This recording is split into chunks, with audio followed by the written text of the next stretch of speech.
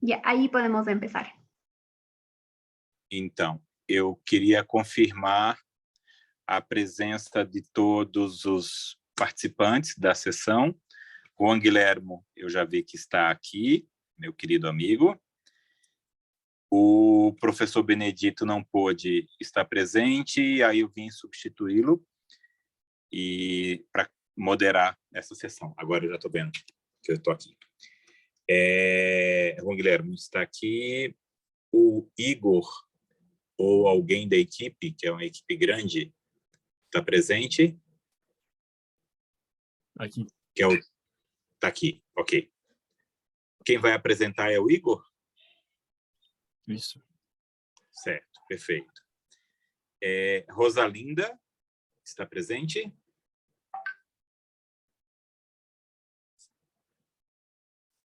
Rosalinda? Rosalinda va a venir, pero yo sé que está por aquí cerca, entonces en algún momento se conecta. Tá certo. O Davi? Estou aqui. Perfeito, Davi. E aí, vou fazer o seguinte, na mesma dinâmica que a gente fez ontem à noite, em outra sessão que eu coordenei, eu vou dar 15 minutos para cada um apresentar. São 4 trabalhos, né? Rosalinda vai chegar daqui a pouco. E aí, depois, a gente abre para discussão e mais ou menos 1 hora também de discussão, tá certo? São 4 e... Bom, no horário do Brasil, são 4:08, né? Aí, no Equador, é 2:08, né? São 2 horas menos. Então, começamos com o Juan Guilhermo. Você vai apresentar slide, diapositiva? Não. Não. Então, eu vou marcar aqui o tempo dos 15 minutos e eu vou avisando a vocês quando faltar 5 minutos, 2, quando terminar. Tá certo? Perfeito. E eu vou tentar passar para o laptop, porque eu estou aqui no celular, tá ruim para mim.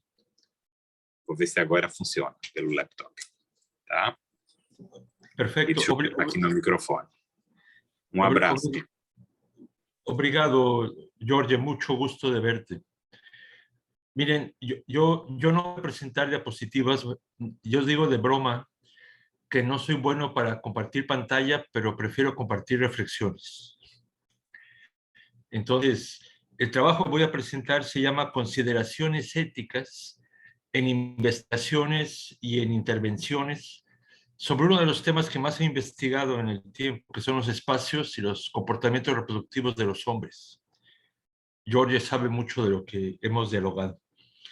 A mí me llama mucho la atención, éticamente hablando, que a pesar de que en las conferencias del Cairo y de Beijing, hace ya 28 y 27 años, se insistía mucho que la salud reproductiva podía ser un paradigma que incorporara más activamente a los hombres como sujetos reproductivos.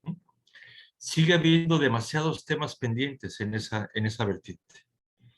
Acabamos de publicar un libro hace un par de años, hay un texto de Benedito, de Jorge y de varios amigos, y hablábamos de las nuevas aristas de la paternidad en la intención de evidenciar temas que no han sido trabajados totalmente en los espacios reproductivos, pero en especial en la particularidad de los hombres.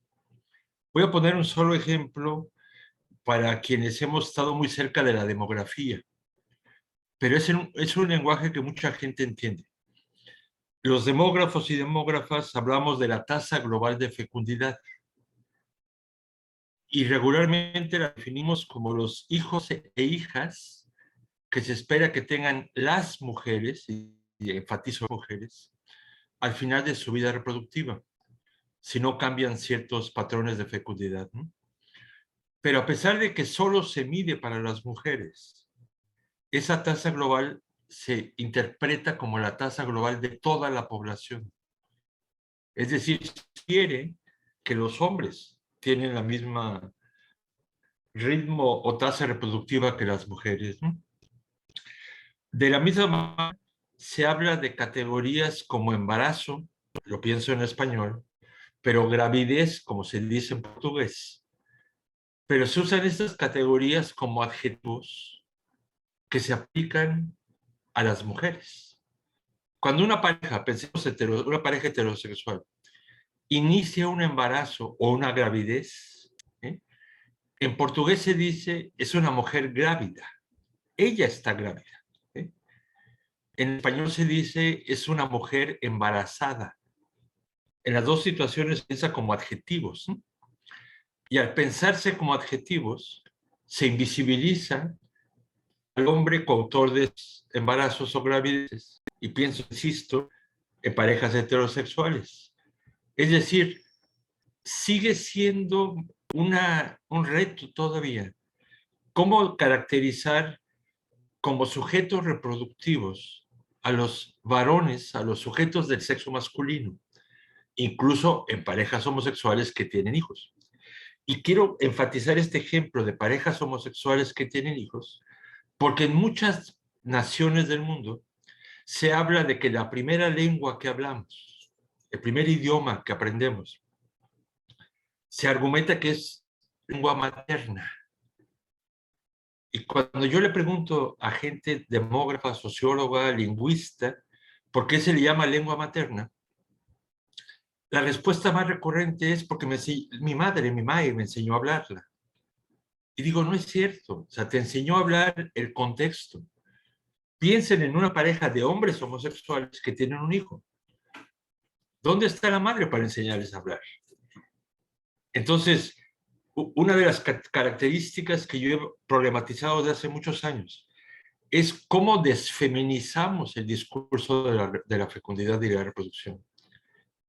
Cómo desfeminizamos no por hacerle alguna maldad a las mujeres, sino para recuperar la presencia de los hombres como sujetos reproductivos. Había un eco, no crean que yo lo puse como fondo musical. Ahora, en ese tenor, un elemento interesante es cómo construir relacionalmente, como lo dicen los estudiosos y estudiosas de la perspectiva de género, cómo construir relacionalmente categorías reproductivas. Yo me acuerdo de las primeras idas a Brasil en los 90 del siglo pasado, que hablábamos de hombres grávidos, por ejemplo, ¿no? Pero me hice el propósito de investigar más rigurosamente cómo pensar a los hombres como sujetos reproductivos. Y, por ejemplo, yo propongo hablar de cuerpos paternos. Las personas médicas con las que yo trabajo, amigas feministas, aluden a cuidar el cuerpo de las mujeres que se reproducen. Y por eso hace 30 años se hablaba de maternidad sin riesgos. Poco a poco va hablando de maternidad saludable. Y en los objetivos del milenio, ya de este siglo, se empezó a hablar de salud materna, la cual podría mejorarse disminuyendo la mortalidad también llamada materna. Sin embargo, yo que vengo de la filosofía del lenguaje, cuando uno revisa la definición de mortalidad materna, esta está centrada exclusivamente en el proceso obstétrico de reproducirse. Es decir, durante la gravidez, en el parto y los 42 días después del parto. Como si la maternidad terminara en ese momento. Pero el gran problema es que además de que la definición de mortalidad materna me parece incompleta o reduccionista al obstétrico, si ese es el paradigma para pensar riesgos en los procesos reproductivos, es inimaginable pensar a los sujetos del sexo masculino teniendo riesgos por una gravidez, por un parto o por los 42 días, como que se llama médicamente puerperio. Entonces, después de muchas reflexiones, yo propuse, ¿por qué no hablamos de cuerpo paterno? Porque quienes hemos trabajado cerca de la violencia, tenemos muy claro que el cuerpo tiene memoria. El cuerpo tiene memoria de lo bueno, de placeres, pero también de las agresiones y también de las violencias. ¿De qué manera los hombres que tienen hijos, que tenemos hijos, me incluyo en ellos, podemos tener memoria de nuestra reproducción si ésta se sigue nombrando a través del cuerpo de ellas. No estoy queriendo forzar que el hombre esté grávido, pero ¿por qué no hablamos que yo, hombre, que estoy viviendo una gravidez con mi pareja, estoy viviendo una gravidez? Y le quitamos el carácter adjetivo. Y que ella misma también pueda decir, en vez de decir estoy grávida o embarazada, estoy viviendo una gravidez. Y ya los dos podríamos decir, los dos lo estamos viviendo, aunque con diferencias fisiológicas. Otro ejemplo de categoría que he venido trabajando es el de la muerte paterna. Después de cuestionar la vida materna, lo que yo he venido trabajando es de qué forma fallecen, mueren los hombres que son padres, que son progenitores. Es evidente que no van a morir de las mismas causas que las mujeres. No se van a morir por una complicación de una gravidez, por ejemplo. No se van a morir por un aborto, por ejemplo. Pero puede que los atributos más recurrentes y más repetidos en la experiencia de los progenitores es que sean buenos proveedores económicos.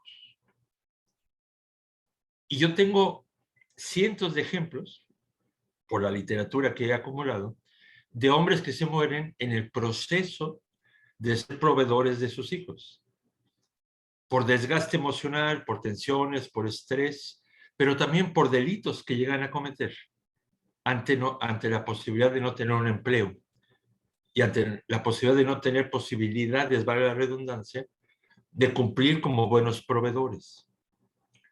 Ahora, irónicamente, dialogando con las compañeras feministas hace 14 años, les parecía un sinsentido hablar de mortalidad paterna. Les parecía que era como desviar la atención de las causas de las mujeres. Afortunadamente, años después, hay un poco más de aceptación a una categoría como esa, ¿no? Y un último ejemplo antes de pasar a algunas consideraciones finales.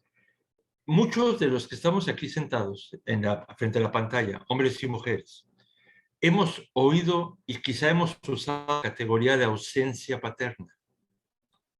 Y se usa como una descalificación del padre.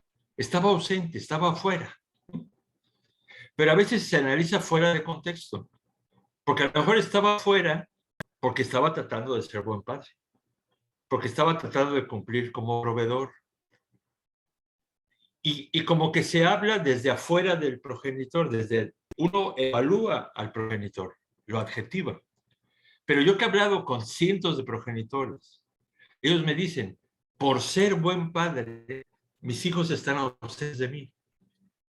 Por ser alguien que intenta ser un proveedor responsable, pierdo la posibilidad de la convivencia cotidiana con los hijos.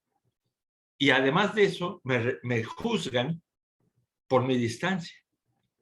Entonces, he venido trabajando en una categoría que se llama ausencia filial en la vida de los progenitores. Es decir, que ellos evidencien y tomen conciencia como del costo que les está representando cumplir con los atributos que la sociedad les dijo que debían seguir los buenos padres. Todo este elemento que acabo de plantearles es para decir, al margen de los huecos, de los pendientes teóricos, conceptuales, lingüísticos, que podemos identificar y que yo he dialogado con muchas personas en América Latina, de cualquier manera se hacen intervenciones. Y se hacen intervenciones a veces muy bien intencionadas, desde ministerios de salud, de ministerios de educación y demás, pero con un conocimiento sobre los comportamientos reproductivos que yo seguiría diciendo que está feminizado. Y no sé si tendríamos que decir a la población lo que hemos generado como conocimiento por lo pronto está centrado en las mujeres. De manera indirecta estamos considerando a los sujetos del sexo masculino como sujetos reproductivos, pero de manera indirecta. Todavía tenemos que seguir peleando para que los hombres puedan entrar en muchos países al parto de su propio hijo, de su propia hija. Entonces, yo lo que quisiera invitar, y con eso termino, es qué tipo de cuidados éticos necesitaríamos poner en práctica, no solo cuando hacemos investigación, sino cuando hacemos intervenciones alimentadas por investigaciones. Jorge sabe que una de las cosas que yo trabajo es la devolución de la información. ¿Cómo socializamos los hallazgos de investigación? Y tengo la impresión que si fuéramos más éticos, si fuéramos más rigurosos epistemológicamente, cuando le platicamos a la población lo que encontramos en nuestros resultados de investigación, tenemos que decirles, todavía nos falta mucho conocimiento sobre las experiencias reproductivas de los hombres. Lo que hemos venido construyendo, por muy buenas intenciones que tengamos, ha sido básicamente desde la versión de las mujeres. Y no es que sea mentira, ¿sí? Pero es la narrativa de ellas.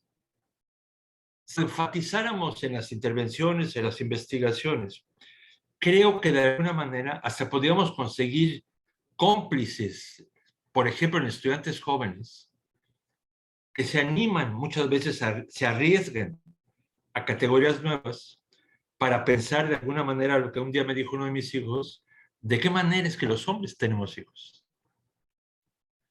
Aquí le paro, Jorge, para cuidar mucho el tiempo y con gusto dialogamos más adelante. Perfeito, Juan. Muito obrigado. Agora estou conseguindo aparecer aqui. Vocês. Estava com apoio de equipo. Bom, te agradeço, Juan, pelas colocações, né? Você é sempre muito criativo nas suas reflexões e apontamentos. E passo diretamente para o Igor, para depois a gente, né, ao final das apresentações, a gente abre para discussão. Igor, você vai apresentar PowerPoint? Vai.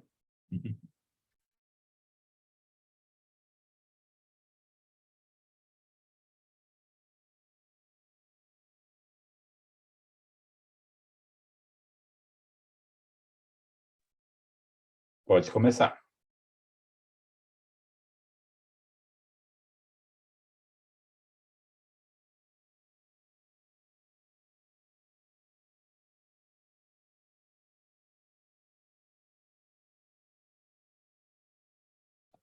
Teu microfone está fechado.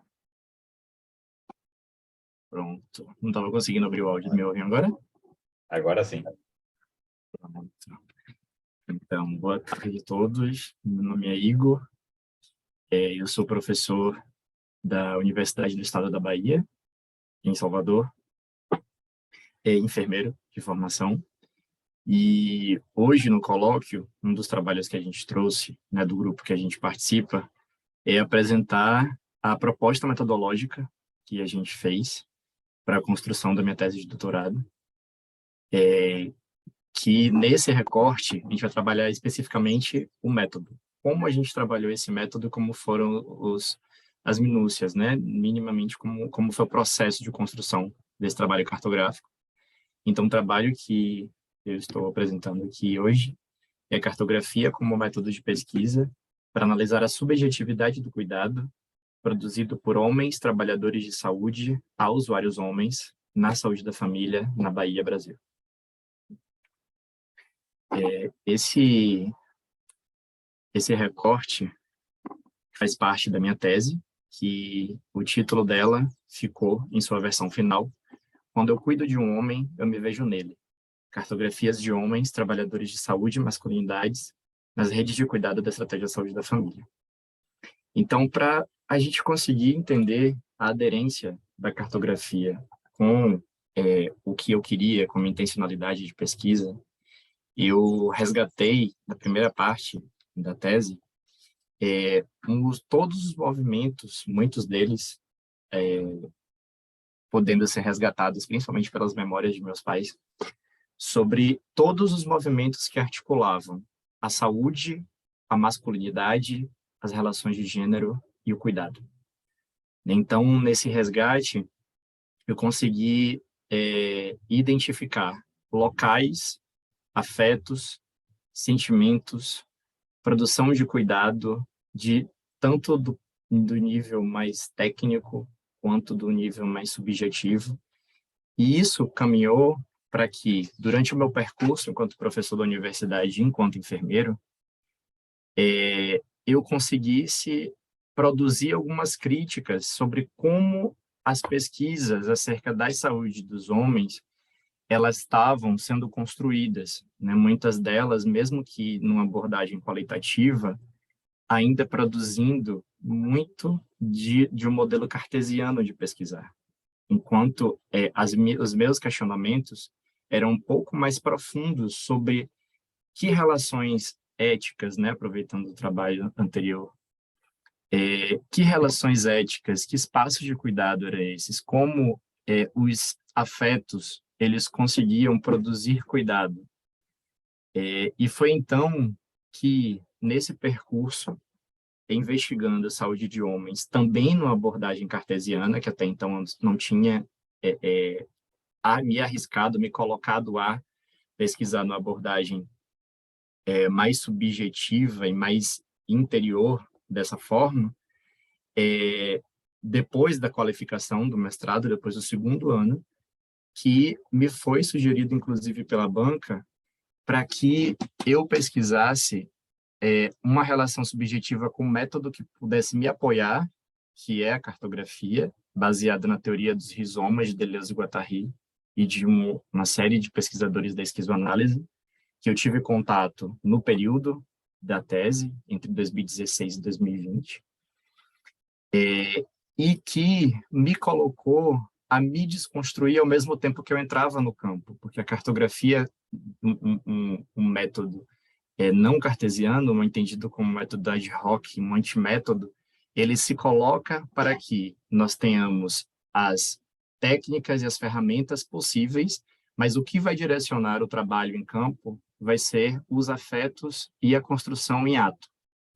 Então, foi isso que mais me chamou a atenção, que era justamente o que eu procurava, mas não estava encontrando em nenhum dos métodos cartesianos que a gente encontrava.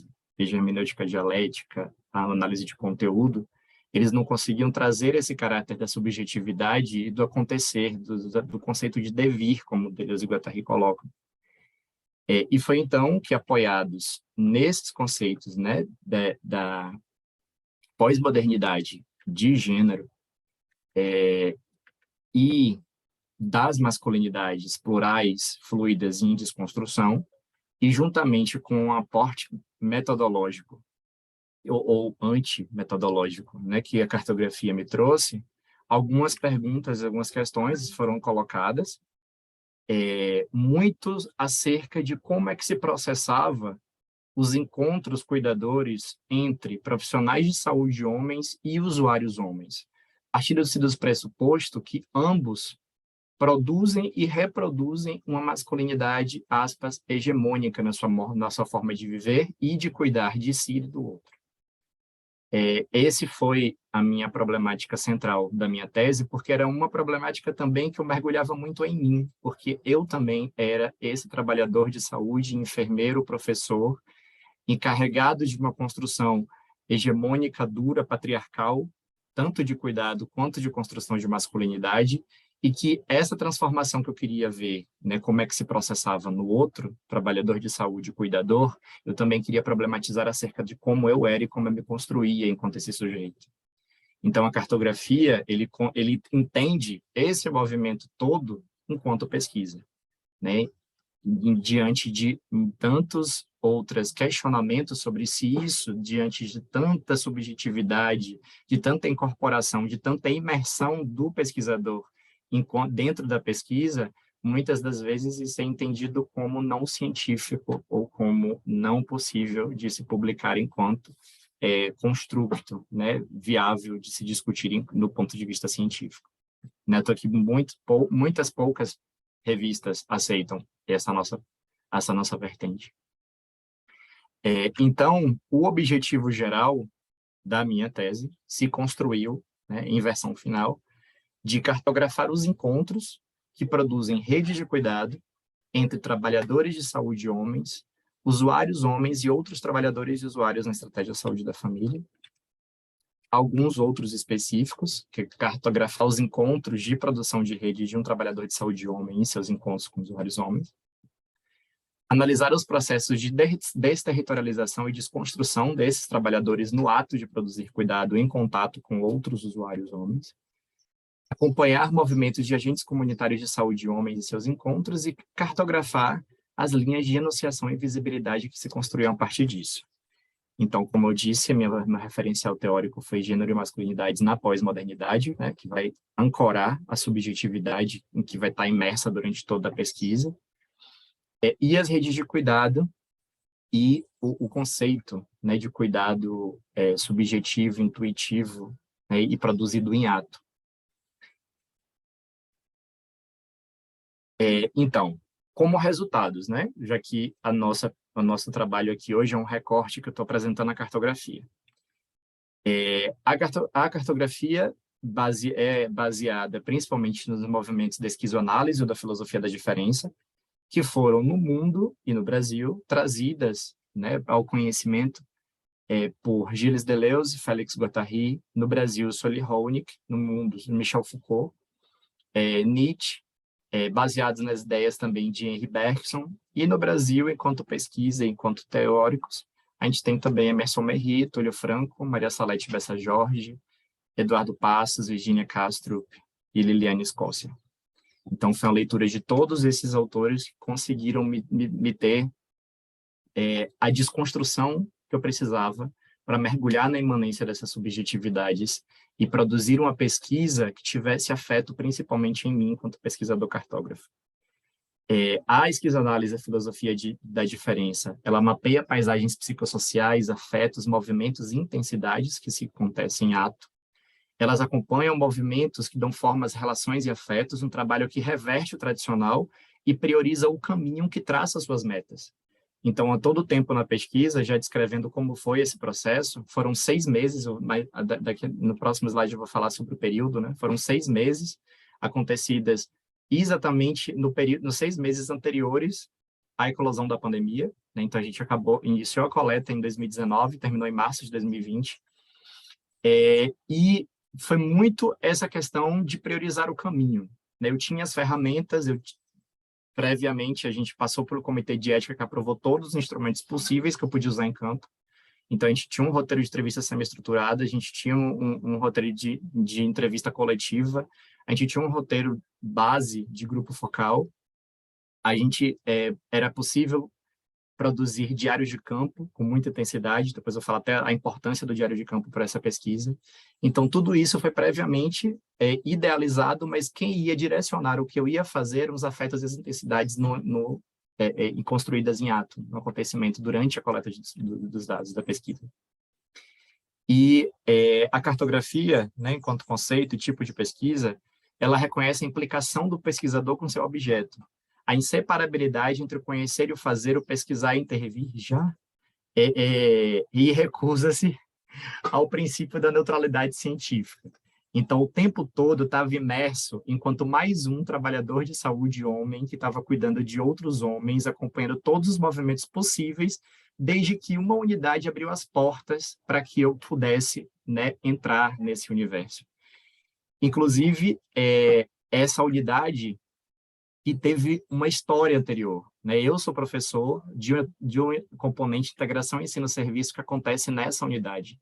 Então, eu já tinha vínculo com os trabalhadores e eu, propositalmente, escolhi 3 profissionais de saúde, um agente comunitário e 2 enfermeiros, que eu pudesse acompanhá-los durante 6 meses em todos os movimentos de cuidado a outros usuários únicos. Então, com outros 5 minutos, tem algumas pistas, né, que o Passos, Castrup e Scócia colocam, acerca do gesto, do rastreio, do toque, do pouso, do reconhecimento, da abertura ao devir intensa, de como a gente pode dissolver o ponto de vista do pesquisador e se abrir o acontecimento, abrir aos afetos do outro que está pedindo passagem. Então, aqui eu coloco que o PIASC, né, que é a disciplina da universidade que eu ensino há 12 anos, ela foi o campo de pesquisa para que tudo se acontecesse. Nas 4 equipes, esses profissionais homens se colocaram, já com vínculo pré-estabelecido comigo, para que acompanhasse o cotidiano deles enquanto campo de pesquisa propriamente dito. Então, essa unidade tem 41 trabalhadores, né? Então a cartografia ela não precisa de número, é um trabalho extremamente subjetivo, então ela não trabalha com números. Então eu produzi vínculo com esses 41 trabalhadores, homens e mulheres, porém eu acompanhei os percursos de cuidado de segunda a sexta, manhã e tarde, por 6 meses, de todos os trabalhadores homens da unidade. Né? A partir dos momentos dos afetos que vinham em mim, eu ia me colocando a acompanhar os movimentos que me eram convidado a acompanhar. 3 homens, né, principais foram cartografados nesses 6 meses, né, Marcos, Altair e Oliveira, todos nomes fictícios, escolhidos por eles mesmos, que 2 deles são homens e um agente comunitário de saúde, que se colocaram a abrir a sua subjetividade de como eles cuidavam de si, como se cuidavam de outros homens dentro da estratégia de saúde da família. Como tem pouco tempo, eu não vou conseguir falar tudo, mas o nosso instrumental e técnicas, né, como eu falei, diários de campo, observação participante, entrevistas individuais e em grupo, além de um grupo focal que eu consegui, já estou terminando. 6 meses de cultivo e 150 páginas de diário de campo e 100 horas de gravação de entrevista, 2 minutos. E isso aqui foi uma questão que veio da banca de defesa, né, porque eu precisava de um método de análise propriamente dito para poder sustentar como eu ia escrever. Então, algo que eu fiz durante o processo foi, a partir das ideias de Deleuze sobre Nietzsche, no Diferença e Repetição, eu peguei a teoria do eterno retorno e a gente fazia o seguinte: durante os 6 meses, todos os dias de coleta, eu construía o diário de campo e transcrevia as entrevistas de tudo que eu conseguia coletar durante o dia, e o eterno retorno da diferença acontecia aqui. No outro dia, a síntese, né, as inferências de análise que aconteciam desse dia anterior, eu levava em algum momento do dia posterior, eu devolvia, fazendo com que houvesse um retorno da diferença das questões que eu tinha analisado subjetivamente no dia anterior. Então, era um movimento do eterno retorno da diferença, em que todos os dias eu sistematizava esses dados, tentava transcrever muitas partes das informações, construir o meu diário de campo, e a partir daí eu já ia com enunciados para poder discutir ou rediscutir ou trazer à tona e fazer com que isso se ampliasse na minha discussão diante da minha intencionalidade do que eu queria pesquisar. Aqui só as questões éticas, e como não vai dar tempo, não sei, Jorge, se dá tempo, eu ia descrever, eu acho que depois, na discussão, talvez eu possa retomar alguma coisa, sobre o exemplo de uma cartografia que foi um dos artigos da tese, né, para idealizar um pouco de como é que isso se tornou o produto científico de publicação. Gratidão. Valeu, Igor. Eu ia avisar vocês que eu ia usar esses meus cartõezinhos, né? Mas estava com essa confusão do equipamento, não consegui, né? Então eu vou usar esses cartõezinhos. Isso Faltou só esse, mas como você já... Cadê? Como você já parou de falar, aí eu não dei o vermelho para você. Mas aí, na hora do debate, a gente vai ter também, né, um bom tempo para o debate. Né? Davi, por favor. Aí a gente retoma as questões. Já sou eu? Agora fiquei perdido, agora fiquei ansioso por conta do tempo. Eu não apresentei os cartões para você ainda. Não, é você.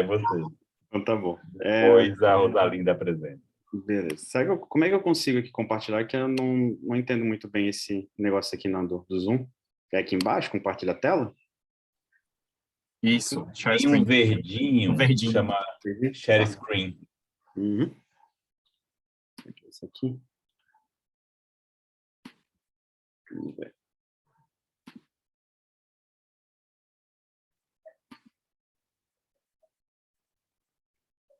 Não, deu certo, né? Ainda não. Não? Mas é no verdinho que você... Bom, eu vou sem os slides, era mais para me organizar em questão de tempo, e aí eu vou falando daqui, então, para não atrasar muito. Deixa eu pegar aqui, então, a minha fala. Então, gente, uma boa tarde a todos e a todas. É um prazer estar aqui, né, nesse seminário. Então, estou um pouco ansioso, acho que vale a pena falar das masculinidades como lugares também que, né, que sofrem e que também participam de um lugar também de sofrimento. E, enfim, quero agradecer a oportunidade de estar aqui. Então, a minha fala hoje, ela vem de um lugar de umas reflexões poéticas, em que a gente propõe, eu e Adriano Beiras, aqui da Universidade Federal de Santa Catarina, do grupo de pesquisa Margens. A gente está pensando um método construcionista feminista para estudar as masculinidades. E essa possibilidade vem, então, de uma pesquisa doutoral, né, do meu doutorado, que ainda está para ser defendido. Então, ainda são algumas provocações iniciais, que eu acho que isso é importante deixar claro desde agora. E também já é uma pré-banca, talvez por assim dizer, já que a pretensão é que a defesa seja feita em março de 2023. Então, vamos ver, né, os apontamentos, até porque a gente entende aqui no MASE, como a partir do constitucionalismo, que a própria tese se constrói, né, no diálogo, nas conversações cotidianas. E a gente tem alguns pontos de partida que, para algumas pessoas aqui, talvez seja, vai sentir ali, que são os pontos de partida que o Benedito Medrado e o Jorge Lira trazem para a gente quando a gente quer pensar uma pesquisa feminista que queira, então, olhar para as masculinidades a partir de outros lugares que não aqueles comuns aos quais a gente está acostumado no cotidiano. E aí, então, o objetivo da minha tese foi justamente compreender se e como as narrativas dos homens participantes de grupos reflexivos de gênero se constroem como recursos para reflexões e transformações de discursos em direção a masculinidades e relações de gênero não violentas. Ou seja, não mais olhar para esses homens como faces terríveis, né, tenebrosas, ou que a gente possa superar as leituras que colocam os homens e as masculinidades como as maldições das relações de gênero. Então, a gente, se fosse fazer uma pesquisa, se fosse para trazer mais do mesmo, então não valeria a pena fazer. Então, a gente pensou, o que nessa narrativa desses homens nos dá indicativos de que ali existe uma possibilidade de mudança e ao fazer que, a partir dessa fala, a partir desse diálogo, eles possam refletir sobre as suas próprias vidas e sobre os seus cotidianos.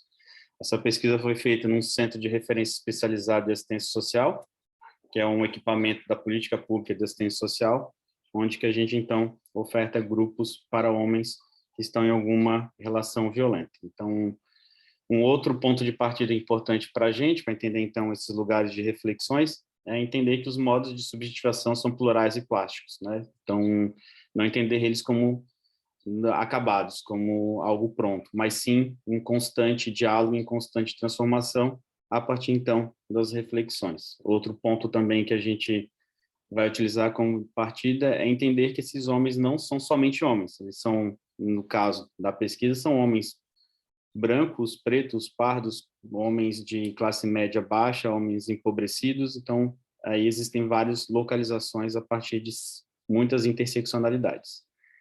A gente parte também dessa ideia de por que fazer o grupo, porque a pedagogia homossocial que os homens participam é simbolicamente sexista, e a gente quis utilizar o grupo justamente como uma nova possibilidade de pedagogia homossocial, né? Então, entender esse grupo também como um novo lugar, com uma nova linguagem, e que possa, então, a partir daí, mudar essas pistas para os homens também de como eles podem, então, não mais exercer violência contra as pessoas com as quais eles se relacionam. E aí a gente tem, então, uma visão de que tanto o sexo e o gênero são construções sociais, e por isso que a gente entende que um método é construcionista e feminista, né? Embora a gente já entenda que se falar só de construcionismo, a gente já estaria falando de feminismo, mas a gente gosta de marcar, então, essas duas epistemologias que se conectam em muitas vezes, em muitos lugares. Então, entender, então, que se por são construções sociais, a gente pode desconstruir, reconstruir, desconstruir de novo e colocar sempre em movimento. E aí uma outra provocação é politizar o privado, o campo da intimidade. Porque se estamos falando com homens, autores de violência doméstica, é a cotidiano doméstico das relações íntimas que precisa, então, ser politizados, levado à discussão. E aí um sétimo que a gente apresenta, né, eu e a Adriana, é que a gente tem defendido que as masculinidades são relacionais e serão nas relações, então, que elas poderão ser discutidas. E aí, então, como método, né, para trazer, então, o tema da conversa de hoje, que são reflexões poéticas, a ideia, então, é de trazer, então, como dois lugares diferentes, que um é utilizar como disparador de diálogo os grupos reflexivos de gênero, que é uma metodologia do Instituto Nous, aqui do Brasil, e onde que, então, a gente entende que poderia ser um modelo de atendimento, a gente tem defendido isso, inclusive nos artigos que a gente tem publicado, que a assistência social possa ser um lugar para trabalhar as masculinidades, e deve ser esse lugar. Então, o grupo reflexivo é um modelo também de atendimento e também ser um método, poder ser um método de pesquisa que produz diálogos, a partir, então, do modo como ele funciona. E como é que esse grupo funciona? Na pesquisa, fomos 2 facilitadores, né? Então, eu e a minha colega Natália, eu, psicóloga e assistente social, e duas pessoas, então, que participaram da equipe reflexiva, que é uma equipe, então, que durante algum momento do encontro faz uma intervenção reflexiva e onde que a gente sai dos nossos lugares de fala e nós participamos, então, de um lugar de escuta. A gente entende que esse movimento é importante, a gente fala tanto de lugares de fala e nós, homens, né, precisamos, então, reivindicar um lugar de escuta. Nós precisamos escutar os corpos que desobedecem os gêneros, né? Então, essa foi a provocação. São 10 encontros, portanto, e esses 10 encontros participaram 8 homens, e então foram mais ou menos 700 minutos de áudio, então, para transcrever, então, pensando justamente aquilo que a poética social convida a gente a pensar, nossos momentos marcantes, nos encontros que a gente estabelece. O que são momentos marcantes? São nossas respostas e ações pré-teóricas, pré-intelectuais, aquilo que acontece. E entendendo, então, que a poética social é uma prática que pretende tornar visíveis os processos relacionais na produção de sentidos, porque a gente entende no construcionismo social que a gente está disputando sentido o tempo todo, né? E aí, esses sentidos estão também corporificados de modo espontâneo, né? Quando as pessoas estão num processo de interação, num processo relacional com o mundo, né? Com as outras pessoas e com o mundo ao seu redor. E aí, então, né, esse método, então, reflexivo e poético, permite que, então, durante os encontros, nós sejamos marcados pelo movimento em que a autoridade do outro nos toca e nos transforma em outro, né? Então, essa frase é do John Schotter, e então, da onde que a gente vai partir, e aí eu trago para a gente pensar 3 momentos marcantes. O primeiro momento que aconteceu foi ao final do primeiro encontro, né, um dos participantes, ao final, perguntou, essa rua aqui é mão única? Eu posso sair na contramão? Né? Então, se ele poderia, então, pegar um caminho que era proibido pela lei. Eu respondi, você que sabe. E aí ele olhou para mim e falou, eu faço a minha própria lei. Né? Então, esse momento marcante me fez pensar, me fez refletir, e aí depois eu trouxe no encontro seguinte para os outros homens, como, né, os outros homens participantes do grupo, como nós, homens, temos lugares de produção de legislação, produção de lei, temos privilégio, inclusive, para isso, e como, então, a gente, a partir desse lugar, nós podemos romper com as leis patriarcais a partir de construir caminhos que vão na contramão da violência, né? A partir, então, em direção ao que a gente chama das éticas relacionais. Um outro momento, então, que aconteceu foi que a gente trabalhou sobre o que é proteção, o que é cuidado, né? E aí eu falei, bom, o que a gente tem entendido aqui nesse grupo é que homem é proteção e mulher é cuidado. E aí os participantes ficou inquieto na cadeira e falou, não, eu não concordo. Nem sempre o homem é proteção e nem sempre a mulher é cuidado. Tudo é muito relativo. Um segundo homem, então, em muitos momentos a mulher tem mais proteção que o homem, né? Ele fala de modo a entender que a sua resposta é muito óbvia. Neste momento, então, né, de interação, essa ideia, então, que a gente já consegue entender que nós podemos, junto com os homens, né, então, a pista é relativizar quais são os lugares dos homens e das mulheres nos contextos relacionais, nos contextos das suas relações. Aí, um terceiro momento, foi, então, que a gente passou um vídeo, que é um documentário, O Silêncio dos Homens, e um dos homens falando sobre a sua experiência, o quanto que isso tinha provocado nele, me veio um pensamento, e no construcionismo, a gente parte da ideia de que a gente tem que tornar públicos os nossos pensamentos. Enquanto ele falava, eu pensei. Expressei isso para ele. Quando você falava, eu pensei, quero dar um abraço nele. Posso? Então ele levantou, deu um sorriso e falou, em tons baixos, pode. Acho que pode.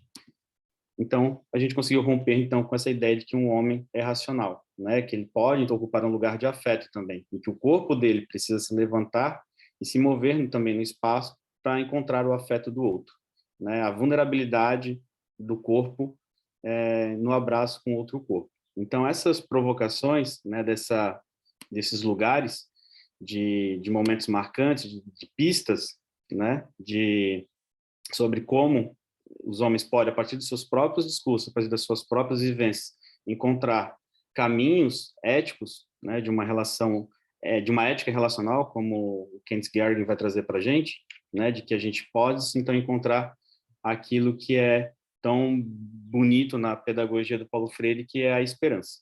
Então, nos esperançar, e esse é importante para o nosso método. Se a gente não tivesse esse ímpeto da esperança, né, se a gente não entendesse essas masculinidades como os lugares possíveis de se deslocar também no seu próprio espaço, talvez a gente não teria nem feito a pesquisa e não teria feito sentido para a gente. E aí a gente provoca, então, como uma consideração final para encerrar minha fala, que o nosso modo, de como a gente pensou esse método no encontro do grupo reflexivo com a poética social, um espaço do que a Donna Haraway chama, no seu famoso texto Saberes Localizados, aquilo que ela chamou de uma outra ciência, aquela da interpretação, do gaguejar, do parcialmente compreendido, que abre espaço para surpresas, ironias e sujeitos múltiplos. E aí, então, que a gente conecta, então, o nosso construcionismo social com a ética feminista e a ética da esperança. Então, por hoje é isso. Muito agradecido pelo lugar de escuta que vocês ocuparam nesse momento. Obrigado, Davi. A Rosalinda, ela conseguiu entrar na sessão? Parece que não. Parece que não. Então, a gente abre para discussão, né, com os 3 trabalhos. E aí eu queria começar, né, porque vocês vão ver, eu gosto de falar muito, mas eu queria começar a história, né, do lugar de escuta, Davi, né, pelas pessoas que estão assistindo, né, que queiram fazer algum comentário, dúvida, pergunta, né, por favor, abram as câmeras, quem puder abrir as câmeras. E aí, queria começar por vocês que estão aí nos assistindo, e também vocês, né, Juan, Davi e Igor, também pode fazer perguntas, né, entre vocês. Juan já levantou a mão, por favor, Juan. Sí, Jorge. Mira, veo un comentario en el chat de una compañera, Claudia, y en un momento le voy a comentar algo que ella pregunta. Pero yo quería comentar algo sobre las 2 presentaciones. A mí me pareció muy interesante lo de la cartografía, porque yo he trabajado con personal de salud y me gustó mucho cuando decías las relaciones éticas a través de los afectos. Yo creo que de repente enfatizamos demasiado los derechos y obligaciones a cierto tipo de cuidados, ¿no? Pero se nos olvida que el cuidado es una muestra de afecto, de pensar en el otro, de acompañar a alguien más. Y me gustó cuando hablabas de la filosofía de la diferencia. Pero insisto, los afectos están muy vinculados con los vínculos entre las personas. Y quería preguntarte si en la cartografía hablan explícitamente de los vínculos emocionales, de los vínculos de cercanía, de estar con el otro, de estar con... Porque en el caso de David igual me gustó mucho lo de las reflexiones poéticas, porque estamos trabajando en un curso en la Universidad Nacional Autónoma de México, pensar la paternidad a través de la música, pensar la paternidad a través de la literatura, del cine, ver cómo son las representaciones que la cultura popular hace de los progenitores, de los papás, de los padres, ¿no? Pero también destacando quién habla, porque a veces habla el hijo, a veces habla la pareja, ¿no? Pero ¿qué pasa cuando el que habla es el padre? ¿Qué pasa cuando el que nombra una narrativa, el que construye una narrativa, es el sujeto que tuvo a un hijo y que puede que esté no teniendo facilidad para estar cerca con el hijo porque tiene que cumplir lo que la sociedad espera que él sea como padre de su hijo, ¿no? Entonces, a rato puedo comentar algo del chat, pero me gustaría como oír si esas reflexiones poéticas están como... Me gusta mucho que se diga construccionista feminista, ¿no? Pero ¿están teniendo buen eco entre los hombres? Es la pregunta.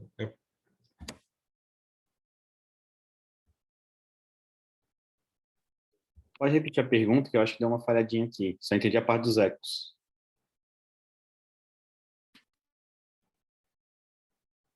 Você repete a pergunta, Juan? Que você fez alguns comentários e você fechou Sí, com uma pergunta. la pregunta para David era si a través de la reflexión poética, como le titula su trabajo, los hombres se sienten como más libres para mostrarse, para nombrarse, más allá de la racionalidad de otras formas de hablar. Sim, posso responder, e você quer ter algum comentário antes, alguma coisa? Não sei, posso... Não, Pode falar, pode seguir com a primeira provocação, né, do Juan, depois a gente vai seguindo a discussão. Beleza. Então, eu acho que acho não, né? Falar com certeza. O modo como a gente organiza o grupo é da seguinte maneira: a gente primeiro recebe esses homens, né? Acolhe, a gente chama isso de uma acolhida. Então, essa acolhida acontece com eles indo ocupando os lugares que eles querem ocupar. A sala tem umas almofadas, uns travesseiros mais coloridos. Então, a gente já vai preparando. Então, o que a gente chama no construcionismo preparar o cenário em que o encontro vai acontecer. E aí a gente sempre propõe uma atividade reflexiva. E não sei se vocês conhecem um pouco da terapia social, mas que sempre tem uma brincadeira, né? Um jogar. A gente convida esses homens, então, a sair da racionalidade, como vocês estão falando, né? Sair desse lugar racional e ir para o lugar do afeto. Então, a gente não é um diálogo sem ter um disparador do diálogo, que a gente chama, né? Então, sempre fazer... E é justamente isso, né? Essas reflexões vêm de um lugar mais sensível. Eu acho que o Rancière fala dessa partilha do sensível. Então, esse lugar sensível, uma sensibilidade de não ter medo de errar, não ter medo de falar os seus absurdos, né? E aí entender que esse absurdo que fala não vai ter um pré-julgamento. Então, quando eles saírem depois, no momento reflexivo, é quando que eles se escutam, né? Aquilo mais elaborado, e de como aquela fala, aquele absurdo, provoca também afetos no outro. E aí ele vai se afetando também. E aí, quando volta da equipe reflexiva, e a gente fala, bom, e aí, como é que foi para vocês ter escutado o que vocês falaram e como isso provocou no outro algo que talvez na hora que vocês estavam esperando que provocasse. E aí, inclusive, nesse grupo veio um outro momento marcante, assim, então eu preciso entender, um dos homens falou, né? Então, eu preciso entender quando cuidado deixa de ser cuidado e passa a ser violência, que eu não sei. E aí, onde a gente, daí no encontro seguinte, a gente trabalhou o que era cuidado, o que é violência, o que é, né? Aí fui conectando aqui, o Igor estava trazendo o que é um homem cuidando de um outro homem. E aí, onde que depois eles se sentem convidados a levantar e se abraçar. Então, realmente, é um momento, assim, poético, bem no sentido mesmo de um momento marcante, que marca a experiência de quem está participando ali, não somente a dos homens participantes, mas também de quem está facilitando. Não sei se respondeu, mas é isso que a gente busca nos grupos reflexivos. Igor? Então, eu adorei as reflexões do Juan e do David, mas eu queria começar falando sobre o que o David traz, que tem um pouco do que a gente apresentou no outro trabalho no Congresso ontem, que foi um projeto de extensão e de pesquisa que a gente fez aqui em Salvador, diante do início da pandemia, de que a gente não conseguia mais, né, entrar em contato com os grupos presencialmente como a gente estava acostumado. A gente tinha um grupo no presídio, um grupo de mototaxistas e de motoristas. Com a pandemia, a gente não conseguiu mais. E daí, eu fiquei incomodado durante o ano de 2020 todo, sabendo que eu estava terminando a tese, e fiquei procurando que meios a gente podia fazer para trabalhar com esses homens ainda de alguma forma. E um método de extensão também cartográfico, né? Que depois que a cartografia entra nas nossas vidas, ela não consegue sair mais, porque é algo completamente subjetivo, inovador, faz com que a gente se desconstrua completamente.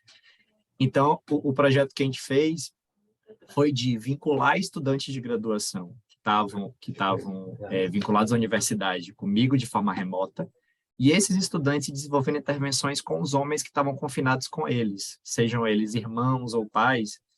E uma boa parte das intervenções que a gente conseguiu produzir mais interferência foram a poesia e a música. A forma com que a arte, né, com que a estética, né, como o próprio Deleuze e Guattari colocam para a gente, tem um potencial de desconstrução, de repotencialização de vida, que às vezes a gente não se coloca com tanta prioridade nas nossas vidas, o quanto a arte, a estética, a música, a poesia é capaz de desconstruir a gente, né, enquanto indivíduo, enquanto ser humano, enquanto as nossas práticas cotidianas. Né? Então, uma reflexão que eu trouxe e que eu lembrei muito é de que dos 6 homens que a gente conseguiu acompanhar diante desses estudantes, né, que estavam vinculados a gente remotamente, mas eles poderiam entrar em contato com esses homens que estavam confinados junto com os estudantes, a arte, a música, a estética de construção do devir, do novo, foi das ferramentas principais para que a gente conseguisse construir os objetivos. Até porque, através da música e da poesia, eles começaram a se questionar que tipo de homem eles eram, né? Que tipo de masculinidade eles produziam para si e para os outros, homens, mulheres e outras pessoas. Então, é uma potência de vida incrível que a gente pode produzir através da arte. E a pergunta de Juan sobre a cartografia. Eu fiquei muito incomodado no início da tese sobre como produzir uma pesquisa diferente do que a gente já estava acostumado a fazer. E como eu falei na primeira parte da apresentação, esse incômodo era comigo também, enquanto homem, enquanto enfermeiro, enquanto pesquisador. Porque eu me via nesse incômodo e nesse papel, um homem altamente duro, patriarcal, hegemônico, no lugar de cuidador, né? E enfermeiro é uma profissão extremamente feminina, né? Historicamente feminina. Então, a todo momento, desde a minha formação, desde como graduando, isso já era uma inquietação minha. Daí que a saúde do homem virou a minha parte. Hoje a gente tem uma disciplina de enfermagem da saúde do homem na graduação. A gente produz extensão e produz pesquisa com a saúde do homem, com a desconstrução das masculinidades e de gênero. E entrou a partir disso aí, né, dessas reflexões, esses incômodos meus, né, mas porque eu tinha uma coisa, tinha claro, o primeiro que precisava se desconstruir era eu, enquanto trabalhador de saúde. Porém, eu nunca vi isso enquanto produção científica, né? Eu nunca vi essa reflexão de forma subjetiva, profunda, né? Que não fosse uma pesquisa de análise de conteúdo, de entrevistas qualitativas, ou análise de discurso de jeito coletivo, que a gente encontra. Então, eu preferi ousar algo que eu já tinha visto, algumas produções que trabalhavam muito com o usuário, né? A gente tem muitas produções, né, do grupo, inclusive, do Espírito Santo, do FRJ, da UF, né, do MERRI, do Túlio Franco, de homens ou mulheres que são acompanhados enquanto os usuários pelo seu percurso na rede de cuidado. E aí, inclusive, a culpa é um pouco do professor Benedito, que me sugeriu isso na minha banca, foi que já que eu trouxe tanto a minha imersão nesse conflito que eu vivia, não cartografar um trabalhador de saúde homem cuidando de outros. Então, tudo surgiu a partir daí, dessa sugestão. E aí foi que eu vivi a complexidade que eu tinha que absorver para poder conseguir fazer isso, né? Porque, inclusive, eu tive que mudar de terapia. Eu fazia análise, psicanálise, e eu não podia mais fazer a psicanálise, né? Porque a psicanálise, como o próprio Deleuze e Guattari, encaixotam a gente, né? No Édipo. E o principal livro de Deleuze e Guattari é o Anti-Édipo, né? A reversão do método de Freud. Então, eu precisei mudar a terapia, estudar muito mais, né, sobre o que eu nunca ouvi falar, né, sobre a filosofia da diferença, sobre a esquizoanálise. Fiz 2 cursos de esquizoanálise, um que eu devo muito a ele, que é o professor Luiz Fugante, né, que tem cursos periódicos, né, anuais da esquizoanálise, e também tem o grupo de formação livre de esquizoanálise do pessoal do Rio. Então, eu precisei, em curto prazo, me dispor de todas as ferramentas para que eu conseguisse me desconstruir, ao passo que eu tinha que acompanhar os processos sem interferir e deixar o campo, as pessoas falarem. E aí depois eu tive uma certa dificuldade de como consolidar isso tudo, que inclusive a pergunta, né, que está no chat, um exemplo de cartografia. Porque a gente falando assim, é tão hipotético, né, tão abstrato, que como é que isso vira uma pesquisa? Como é que isso vai se transformar em algo publicável? Né? Porque eu estava vinculado à instituição e eu sou pesquisador e eu precisava produzir. Então, lendo muito o que já tinha sido escrito, porém nessa outra abordagem. Né? Nunca tinha sido feita uma cartografia de um trabalhador e eu me coloquei na experimentação. Né? Esquizoanálise e cartografia é fazer experimentação. É você se colocar no campo aberto aos afetos, às interações, a tudo que lhe chama atenção, né? A deslocar o seu olhar, não para o seu olhar de pesquisador, mas o seu olhar junto com outro. E como o Juan pesquisou, a ética que a gente trabalha, né? Que a esquizoanálise trabalha, que a cartografia trabalha, é a ética do Spinoza, né? Que não é a ética kantiana, né? A ética dos afetos, da produção de vínculo. Né? Numa ética kantiana, nunca seria possível eu, pesquisador, me colocar e me dispor e me mundizar no campo de um distanciamento científico. Né? A cartografia permite que eu seja mais um componente dessa pesquisa, né? que tem até eles colocam como personagem, né? Que é o cartógrafo. O cartógrafo está lá no meio, sendo afetado o tempo todo, afetando, interferindo, é uma pesquisa interferência. E que a gente, ao mesmo tempo que acompanha, a gente fala, por exemplo, muitas desses atendimentos, né, que esses enfermeiros que se colocaram para que eu cartografasse eles, eu falava muito, eu participava de todas as consultas.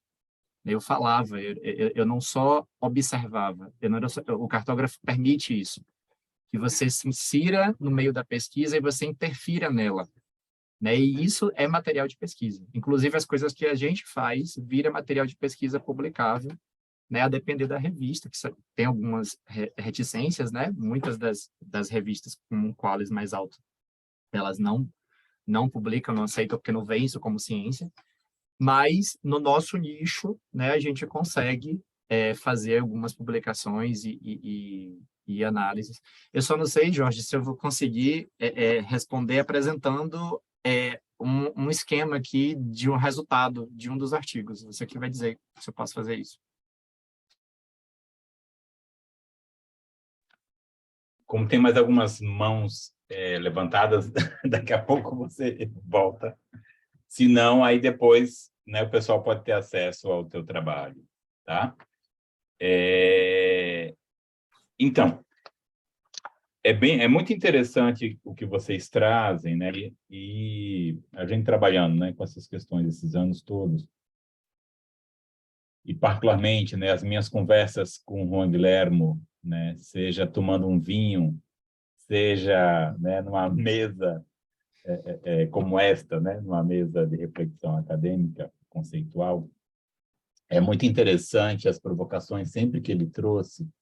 E começa assim, começa a partir da nomeação, né? Se a gente volta um pouco para as colocações que o Juan foi trazendo, né? Ele vai provocando a gente, né? Com essa experiência na discussão de ordem da filosofia também, né, de quais são as palavras que a gente usa, né? Eu agora há pouco, antes de assumir a mesa, eu estava num programa de rádio, né, e o tema era se os homens maternam, né?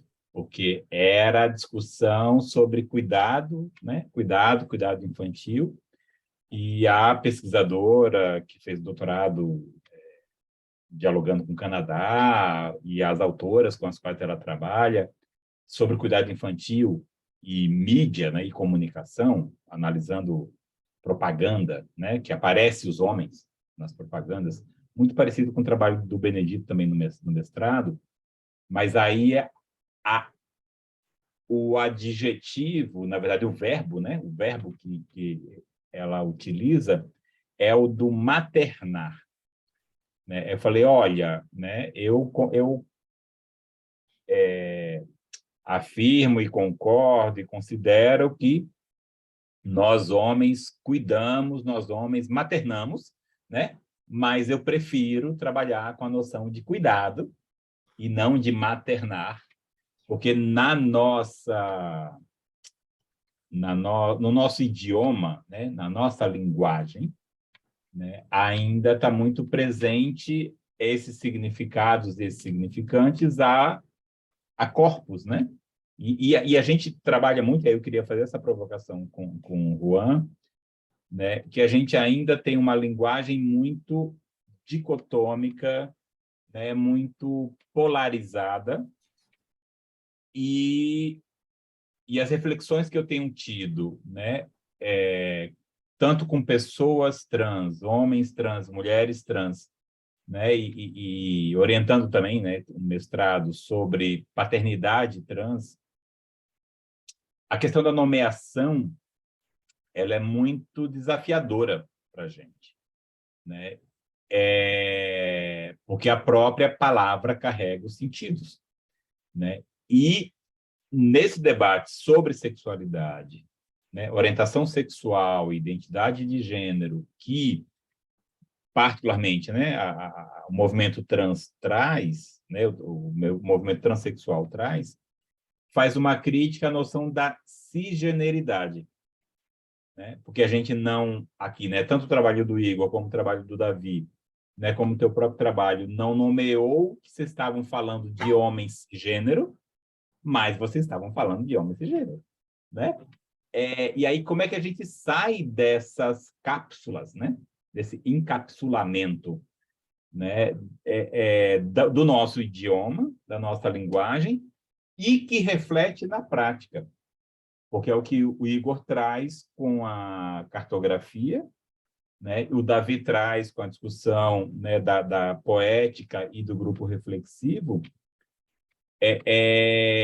que ainda é nomeado como um grupo de homens, né, no campo da enfermagem, né? É muito forte, né, esse homem, leia-se, um homem cisgênero, né, um homem que tem pênis, que tem aparelho reprodutor masculino, né? Quer dizer, todas essas coisas. Mas, queria voltar um pouquinho e fechar a minha provocação. Como a gente está falando de metodologias também, né, de investigação com masculinidades, vocês trouxeram exemplos muito interessantes de como a gente fazer isso, mas como a gente aposta na radicalidade, sabe? Como a gente não fica em dúvida, por exemplo, Igor, né, se o meu trabalho merece ou não ser publicado. Eu sei que, obviamente, essa dúvida não deve ser sua, né, mas nesse enfrentamento, como é que a gente constrói argumentos de enfrentamento, né, para poder fazer essa reflexão, né, fazer essa reflexão crítica e fazer essa prática crítica, né, a prática reflexiva crítica, né? Bom, é um pouco disso. Depois a gente pode voltar para uma outra rodada e, tendo tempo, a gente ainda tem tempo, né? Aí tu pode, talvez, abrir novamente o slide, Igor, para poder mostrar a técnica, né, da cartografia. Davi? E volta a rodar de novo para vocês. Beleza. Acho que o que o Jorge está trazendo justamente, né, como que a nossa língua latina ela é cheia de armadilhas, né? E aí a gente tenta escapa de uma e cai em outra, assim. E para o construcionismo social, a linguagem produz realidades. Então, o quanto que a gente precisa tomar um cuidado e a gente sai na ansiedade de falar e tudo mais, a gente esquece de nomear, olha, falou de interseccionalidade, mas esqueceu de falar que era de homem cis que estava falando. Né? Então, muito importante esses aspectos da linguagem, mas é isso que eu queria trazer também dessa né, de ser uma metodologia radical, ou de que radicaliza a ciência moderna, né? Então, de o quanto que também né, esse processo de ser o facilitador do grupo, né, é o que talvez me causou assim as maiores angústias assim de como que é ruim se ouvir, sabe? Então, eu acho que é um pouco assim, de pensar a metodologia, quando ela pensa uma metodologia para trabalhar masculinidades, quando nós somos homens que expressamos masculinidades também, o quanto que a gente também se ouve e ao se ouvir também causa estranhamento. Então, eu queria meio que trazer assim essas conexões de um certo lugar de desconforto e o quanto que as metodologias para trabalhar masculinidades elas precisam desconfortar. E eu queria entender assim se faz sentido isso para vocês também, se esse desconforto não é somente da minha singularidade. Eu queria provocar assim, precisa ser desconfortável para a gente poder avançar em direção à justiça social? Eu queria provocar um pouquinho a partir disso assim.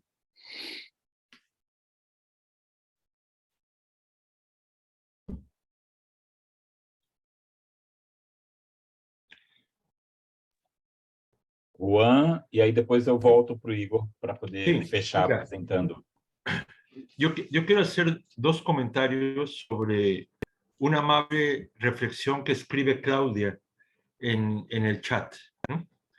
Ella dice que está de acuerdo en que hay que desfeminizar la maternidad, pero hay que considerar críticamente el trabajo de los hombres como parejas, como esposos, cuando se piensa en el uso de métodos anticonceptivos.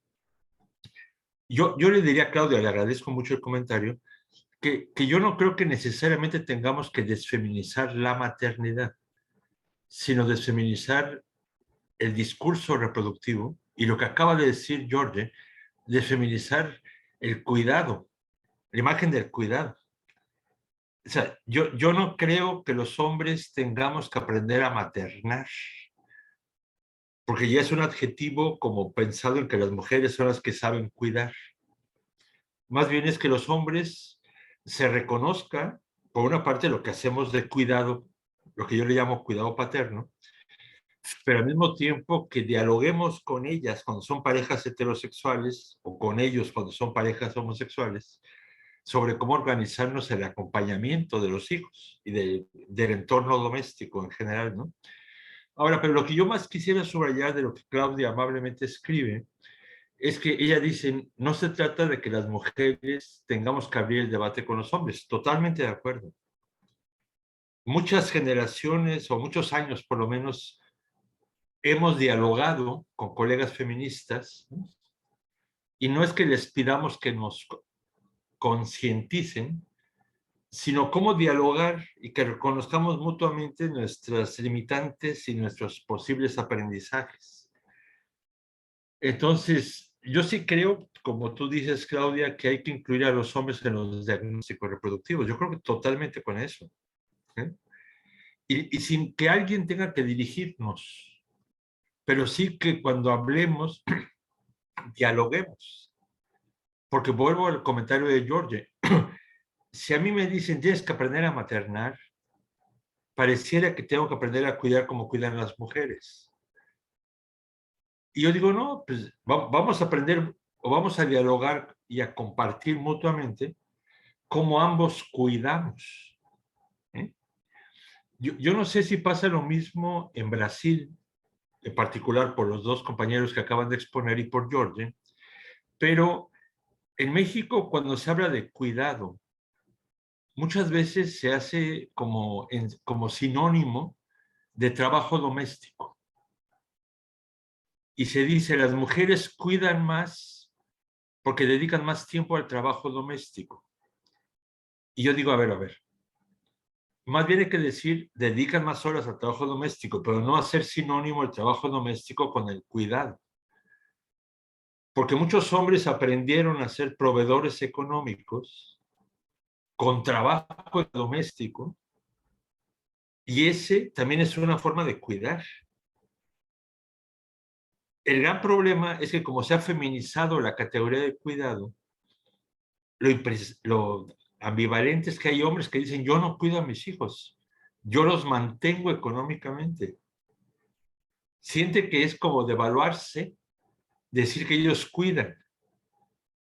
Entonces, yo sí creo que, cuando ahorita decía David de una metodología radical, hay que hacer una lingüística radical, cambios radicales en las formas de nombrar las situaciones. Porque lo que decimos los filósofos del lenguaje es que lo que uno no nombra, uno cree que no existe. Pero lo que uno cree que sí existe, uno lo ordena con las palabras que tiene para nombrarlo. Entonces, yo he recibido amables comentarios de alumnas mías diciéndome, eres muy maternal. Y les digo, no, o sea, no me molesto, pero ¿por qué me dices maternal? Y su comentario es, porque nos cuidas bien. Le digo, nada más díganme, eres un maestro que cuida bien. ¿Para qué le ponemos maternal como adjetivo? Porque al usar esa categoría, seguimos reproduciendo estereotipos. Yo no recuerdo en Brasil, a pesar de todas las veces que he estado allá, pero en la escuela de los pequeños, de los niños pequeños, en México, en Francia, en muchos países, dice sección maternal en escuela. ¿Y por qué sección maternal? Y yo le he preguntado a educadoras, a pedagogas, a maestros, y dicen, porque a esa edad tenía que estarlo cuidando su mamá. Nunca he visto una escuela que diga sección paternal, por ejemplo. Entonces yo creo que el lenguaje es muy poderoso como factor de metodología radical para pensar muchas cosas. Muchas gracias, Jorge. Graças a ti, Juan. Igor, em português despacio, se você quiser apresentar novamente, né? Porque a gente está seguindo aqui no diálogo, né? E aí tem a pergunta, né? Sobre um exemplo da cartografia. Aí tu pode abrir o PowerPoint e poder apresentar, né? Porque ontem, na sessão que eu estava, a gente terminou 15 minutos antes. Acho que por conta da passagem entre uma sessão e outra, tá? Então, são 17h23, aí tu apresenta e a gente segue dialogando a partir da tua apresentação. Mas a gente vai até 17h45, tá? 17h40. Não, tá. Eu acho que eu não vou usar isso tudo, não. Tá, beleza. Só sobre o que vocês estavam falando, né? Sobre o que você problematizou para a gente, sobre essa questão do gênero, né? E como seria a maternagem do homem. A própria cartografia, eu fiquei louco para poder fazer, para que nos resultados da minha pesquisa saísse ou usuários ou trabalhadores trans. Você não tem noção como eu catei isso em todas as unidades, inclusive o trabalho que a gente está fazendo agora, né, que a gente vai começar em 2023, do IC, vinculado a uma pesquisa de mestrado, é justamente onde estão os trabalhadores de saúde trans. Né? Porque a gente, hoje em dia, aqui na Bahia, né, que é uma política nacional das cotas, a gente tem hoje cotas para trans. Né? Hoje eu tenho alunos de primeiro semestre da enfermagem, mulheres trans, de farmácia, da medicina, de praticamente todos os cursos da saúde, né, que é do nosso departamento. Mas, até então, até as cotas existirem, né, aqui na Bahia, exceto alguns nomes expoentes, eu não conheço de proximidade, né, de reconhecidamente trabalhadores de saúde trans.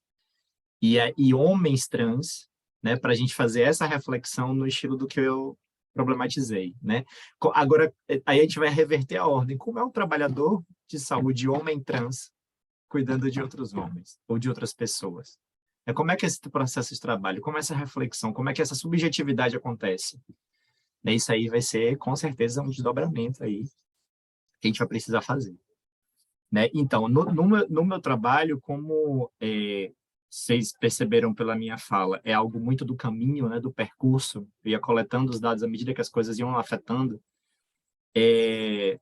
não houve um homem trans a ser cuidado por esses trabalhadores, né? E olhe que eu ainda tensionei um pouquinho para que isso acontecesse.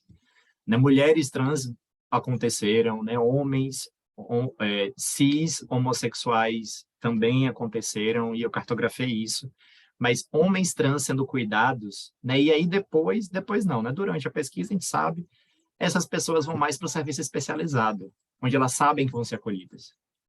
Né? Então, hoje aqui em Salvador, nós temos 2 espaços, né? Um estadual e um municipal, onde essas pessoas, onde os profissionais são obrigatoriamente preparados para atendê-los e acolhê-los bem, né? Para que os homens trans tenham sua consulta ginecológica respeitada em toda a sua individualidade, a singularidade que elas precisam ter.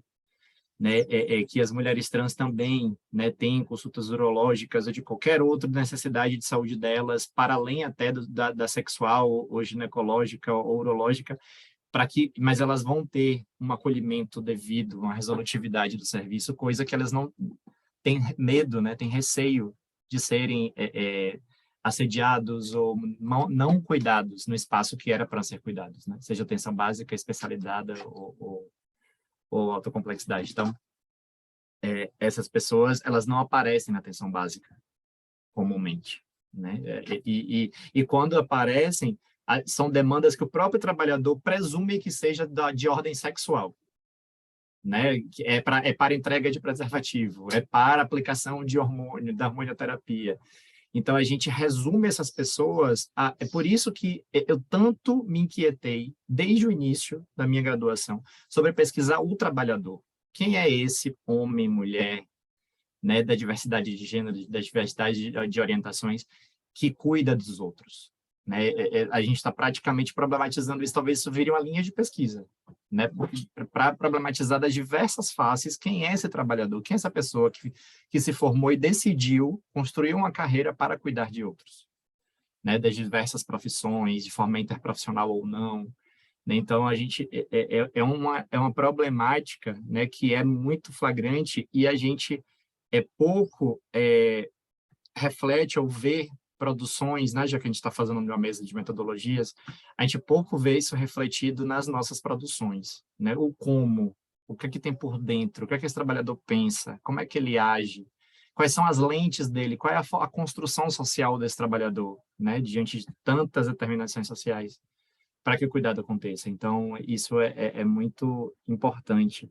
E que, apesar da cartografia não permitir, né, que a gente tensione, eu procurei alguns personagens trans para que incluísse, para que a minha pesquisa fosse inclusiva, né, mas não aconteceu. Né? Todos os meus trabalhadores eram homens cis hétero, e os usuários que eles cuidaram também. Né? Mas foi a minha primeira aproximação, a primeira pesquisa cartográfica que eu tive a ousadia de fazer. Então, outras talvez virão. Né? E aí possam incluir dessa forma.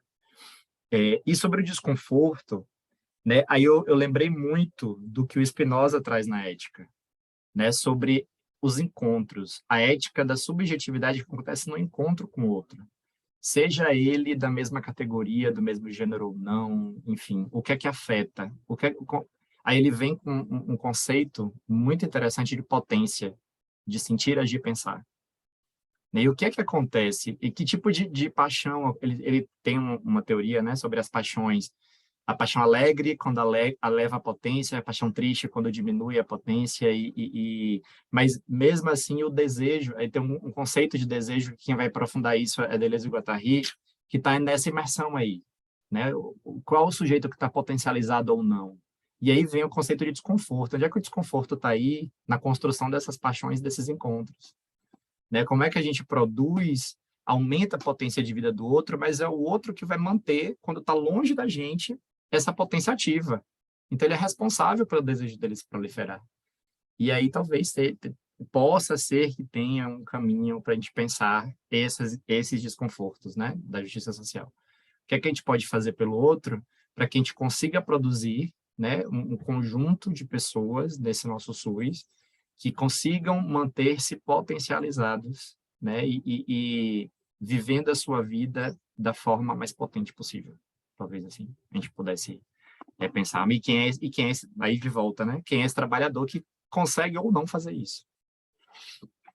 Então, só um exemplo, né? Inclusive pelo tempo que eu já imaginei que fosse pouco,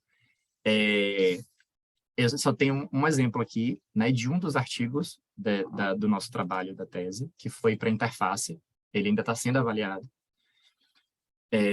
que foi o trabalho que acontece, que o recorte de trabalho, que a gente fez a seguinte pergunta: a partir das práticas da estratégia de saúde da família, como a produção do cuidado a um usuário homem preto pode operar deslocamentos dos movimentos do desejo de trabalhadores de saúde homens, e como as masculinidades se conectam nesse movimento. Aí o objetivo desse artigo foi analisar os processos de desterritorialização, que é uma palavra, né, específica da esquizoanálise, dos trabalhadores de saúde homens, a partir dos encontros e afetos entre si, diante do cuidado produzido a um usuário homem preto, cisgênero, na estratégia de saúde da família. Então, como foi que a gente construiu os resultados desse artigo? Através de um recorte, né, dos 6 meses de coleta que a gente fez, a gente selecionou o que mais me afetou enquanto pesquisador e mobilizou toda a equipe. Né? Então, a gente, primeiro, aqui, até no período pré-pandemia, nessa unidade onde eu fiz a pesquisa, acontecia a abertura das unidades uma vez ao mês, aos sábados, para atendimento exclusivo aos homens. E foi num atendimento desse que eu acompanhei a realização de testes rápidos de um dos enfermeiros, que eu coloquei o nome fictício de Altair. E nesse momento foi que a gente acompanhou vários resultados diferentes, né? Alguns positivos, outros negativos, alguns que dentre a testagem ele começava a abordar sobre hipertensão, sobre diabetes, sobre o segmento, alguns homens que se recusavam, né, a procurar problematizar e fazer outras medidas de pressão. Teve um momento, inclusive, que foi muito tenso, que teve um resultado positivo e que esse homem não sabia o que fazer, ele estava com tudo positivo, HIV, sífilis e hepatites. Então, foi um momento propício para que, depois que esse homem saiu, Altair abrisse para mim que ele não tem manejo, né? Ele não tem sensibilidade, reconheceu para mim, e que ele via no outro enfermeiro que eu estava cartografando o diferente, que o outro enfermeiro ele conseguia ter uma subjetividade, uma sensibilidade maior para tratar de algumas questões que ele não se via por conta da construção que ele tinha. E aí passa-se um tempo, né, nesses 6 meses de coleta, e até então aconteceu um outro movimento dentro da unidade que mobilizou a unidade e a mim também, que foi a chegada de Romualdo, que é um usuário preto, cisgênero, etilista, com um ferimento no supercílio. Ele entra na unidade por intermédio de Júnior, que é um outro homem cisgênero e gay, estudante do PET Saúde, estudante nosso da Universidade Estadual. E aí o que acontece? Marcos, que é esse enfermeiro que Altair fala que tem sensibilidade e várias outras características que ele não tem, e uma técnica de enfermagem, realiza os curativos, problematiza o ecomapa de Romualdo, né, para saber, porque ele era morador de rua, então, quais eram as relações que Romualdo tinha.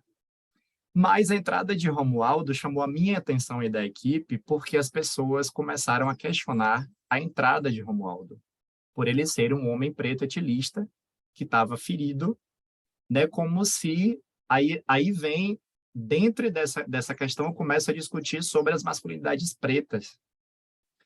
E como a sociedade, em nome daqueles todos trabalhadores de saúde, na sua maioria mulheres, eles enxergam os homens pretos. Ou eles são hipersexualizados, ou eles não são seres humanos. Né? E esse questionamento eu senti durante a coleta. E eu comecei a relatar isso em diário de campo. Né? Os outros profissionais, exceto Marcos, que era quem Altair relatou que tinha sensibilidade, questionavam a necessidade de Romualdo estar ali presente sendo cuidado. Porque para eles, a grande maioria dos trabalhadores, ele não precisava estar ali, ele não podia estar ali. ele era uma escória. Né? Então, uma fala de Altair, né, que eu trouxe para o artigo foi que Marcos trabalha muito essa questão do afeto, que eu tenho um pouco de dificuldade. É bom quando eu vejo Marcos abordando, porque eu não sou tão afeto. A gente tem que saber um pouco de tudo na vida, mas eu quero mudar de perspectiva. Até porque, se você não trabalha o afeto em saúde da família, você está fazendo o seu ambulatório. E muitas vezes eu vejo que eu estou fazendo isso. Eu não consigo ter empatia. Na minha cabeça, funciona mais ou menos como fluxograma. Eu já estou até vendo aqui, assim, se você positivou, eu já estou mandando para o serviço especializado, mas eu não consigo criar o vínculo de abordar como é que vai ser agora para a cabeça dele. Como é que ele vai abordar a família? Eu sei que o primeiro passo é comigo, né? É me enxergar, porque até agora meu negócio é papel, dinheiro e fluxos. Então, esse é Altair, o enfermeiro que eu acompanhei no sábado, relatando que ele via em Marcos completamente o oposto, que conseguia ter sensibilidade que ele não tinha. E aí, caminhando um pouco mais, meses após, né, dessa entrada de Romualdo, que é o usuário preto cisgênero, Romualdo entra de novo na unidade, agora com a ferida infectada na perna esquerda, coberta com um pedaço de papel. Né? E eu estava na unidade porque eu estava de segunda a sexta lá. A técnica solicita ajuda de Altair, e Altair, né, que já se via um pouco duro, rígido, convocou Marcos para poder ver o que é que eles iam fazer com Romualdo dessa vez. Então, Marcos conversou com a técnica sobre acolhimento, sobre SUS, a redução de danos, e mais uma vez rascou em a comapa de Romualdo para saber onde é que ele ia procurar ajuda, como é que ele ia ser acolhido e cuidado. Aí Altair, em devolutiva para Marcos, percebe que Marcos fica, dessa vez, reflexivo e calado. Aí, quando foi 2 semanas depois, eu estava com Marcos, discutindo, atendendo outros casos, e aparece uma foto, não aparece uma foto não, aparece Marcos relatando que viu uma foto no WhatsApp do grupo da unidade, em que nessa foto tinham Romualdo, a agente da unidade, a técnica e Altair sorridentes e cuidando da lesão no momento que Marcos não sabia que Romualdo estava na unidade. Então, Altair entra na sala de Marcos com afeto para falar sobre Romualdo, falando sobre seus filhos, as redes de apoio que Altair conseguiu construir sem a ajuda de Marcos, a articulação com CAPS-AD, enfim, várias outras questões que Marcos, aparentemente, com o que foi falado para mim, não sabia, mas Altair conseguiu construir uma rede para Romualdo, né? Não necessariamente pela intervenção de Marcos. Aí, o que é que Marcos fala para a gente sobre essa situação toda? Não tem nada escrito que eu possa justificar para não atender ele, né? Mesmo que ele chegue na hora que ele quer. A gente aqui é militante de uma causa. A gente defende a saúde da família, a inclusão, que é mais do que uma questão legal. Altair não tinha esse interesse pelo usuário. Aí eu fiquei pensando nas possibilidades, porque às vezes dá um desânimo de como você criar um movimento em torno disso. Quando você planta um germe, por que ele floresce ali? Essa é a esperança da educação permanente. Na prática, os exemplos, isso move as pessoas. Então, esses foram os movimentos que eu relatei em um dos artigos para mostrar o quanto as masculinidades, né, dos trabalhadores de saúde, a partir do cuidado com um trabalhador de saúde homem, elas podem ser transformadas pelo exemplo e pelos bons encontros. Né? Esse movimento todo que não foi retilíneo, né, aconteceu durante os 6 meses, início, meio e fim do processo de coleta, mas eu juntando as peças e trabalhando esse método de análise que eu chamei de eterno retorno, né, para meio que plagiar o que Nietzsche constrói, que Deleuze reconstrói da teoria do eterno retorno, fazendo desse eterno retorno da diferença, a gente conseguiu perceber que transformações no cuidado elas são possíveis trabalhando-se e transformando-se essas masculinidades a partir dos encontros entre profissionais de saúde que têm experiências e construções de masculinidade e de cuidado diferentes. Então, algumas questões que a gente trabalha, que a gente trouxe para o artigo, para poder fundamentar, né, essas transformações possíveis da cartografia, é que a clínica do olhar retina anatomopatológico e a clínica do corpo vibrátil, elas estão presentes o tempo todo na linha de cuidados. E quem vai fazer a transformação de uma ou de outra é o trabalhador que está operando o cuidado. Ele pode tanto ressignificar o seu olhar anatomopatológico e produzir a potência de vida do outro, como o que Altair e Marcos, nesses encontros, conseguiram se transformar mutuamente, ou continuar reproduzindo, né, essa clínica do olhar que não vai para lugar nenhum, mas que precisa produzir fluxos. E aí, nisso, né, eu deixo claro que talvez uma possibilidade de transformação possível foi a minha presença na unidade fazendo essa pesquisa. Eu não posso deixar de pontuar isso, né, que eu sou cartógrafo, mas eu tenho um olhar de interferência na pesquisa, mas que essa interferência também produziu resultados nela própria. Então, papel, dinheiro e fluxos, como foi a primeira fala de Altair, abriram essa caixa de ferramentas para agenciar cuidado, afetos e responsabilização, trabalho e criatividade. Aí a gente traz também o conceito, né, de rizoma, né, que com as rupturas significantes, a desterritorialização, a reterritorialização, a construção de linhas de fuga produzindo diferença, a teoria da cartografia versus decalque, enquanto o decalque reproduz o que já existe, a cartografia abre espaço para novas linhas de fuga e a construção do novo. E isso vale tanto para as masculinidades quanto para a produção do cuidado. Uma das frases mais impactantes do que a gente traz na cartografia é que a gente sempre está em eterna transformação. A gente só muda quando não muda quando para de respirar. Enquanto a gente está respirando, a gente tem possibilidade de produzir encontros, transformações e operacionalizar o novo. As masculinidades, então, elas se desconstroem na forma de operar novos acontecimentos, desde que a gente milite pela produção de masculinidades com sensibilidade, afeto, responsabilidade e a construção múltipla de devires. Então, foi isso. Esse é um dos artigos, um recortezinho do que a gente pode produzir de cartografia, trabalhando masculinidade e cuidado. Então, bom, para finalizar, né, até por conta do adiantado da hora, que eu acho que é muito interessante, tanto, quer dizer, os três trabalhos, né, de hoje, a aposta, né, é exatamente não na linearidade, né, de histórias e de históricos, e sim abrir a possibilidade de outras versões.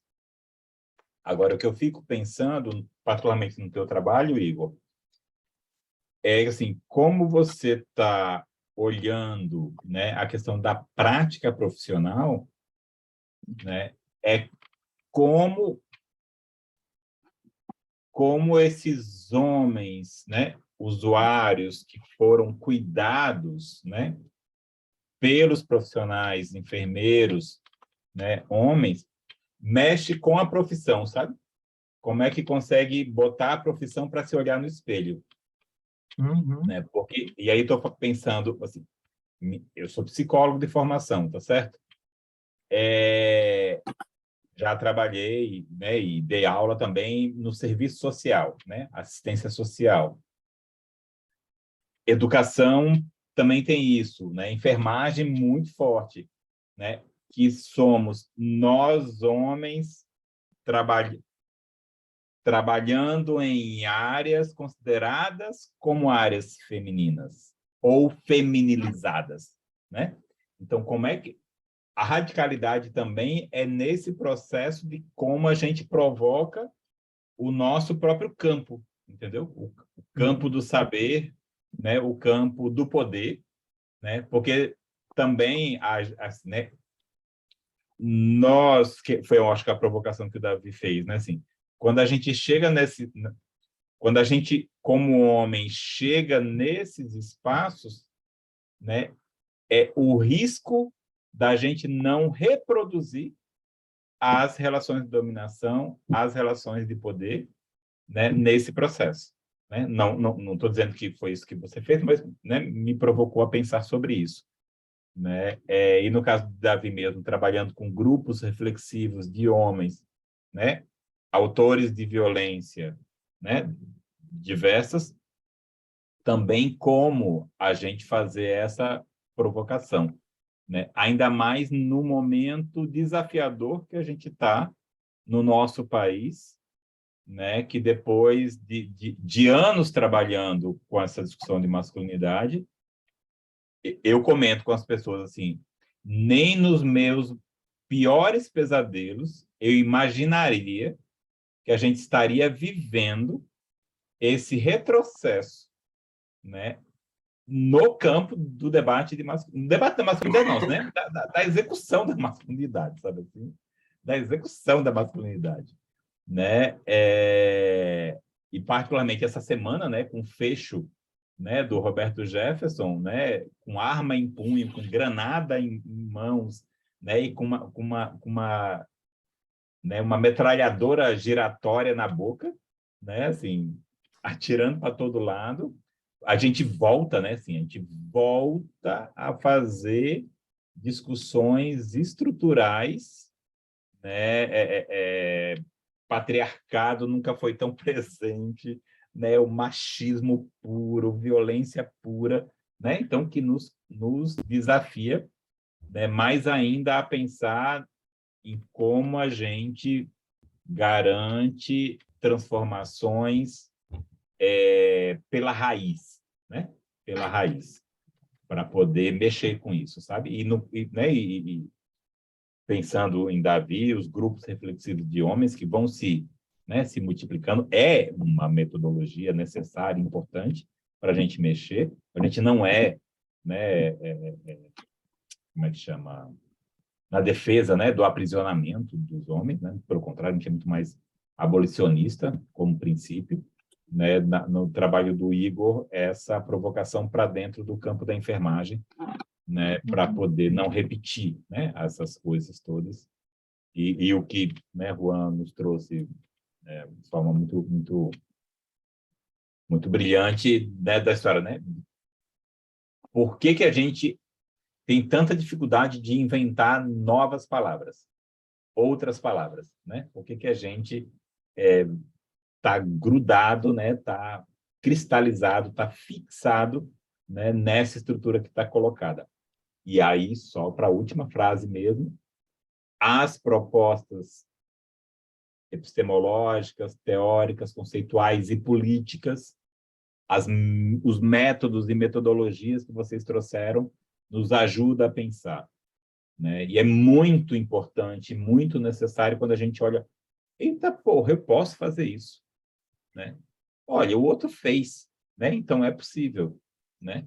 Então a gente também pode, né? E a gente, né, apostar nisso, né? Apostar nisso. Não é nos transformar em o pessoal do Coloca aqui está só no aviso. Está acabando, está acabando. Eu tô vendo. Estamos acabando. Né? É essa história, é a gente poder saber que é possível, né? E saber que a gente pode apostar nisso, né? E a gente precisa, né, poder contar mais, falar mais sobre isso e compartilhar para que outros possam também, né, seguir esses caminhos. Não é fazer a mesma coisa que a gente fez, mas seguir esses caminhos, né, que a gente vem fazendo. Né? É isto, companheiros. Um gosto estar com vocês. Benedito, né, pede desculpas que ele foi se cuidar, teve questões de saúde para fazer, né, e aí não pôde estar aqui, mas também necessidades do momento. Uhum. Um abraço grande. Buen camino para Lula. Espero, né? É assim. Vermelha Esperança. Vamos lá. Beijo, gente, para vocês. Beijo, esperança, exatamente. Beijo.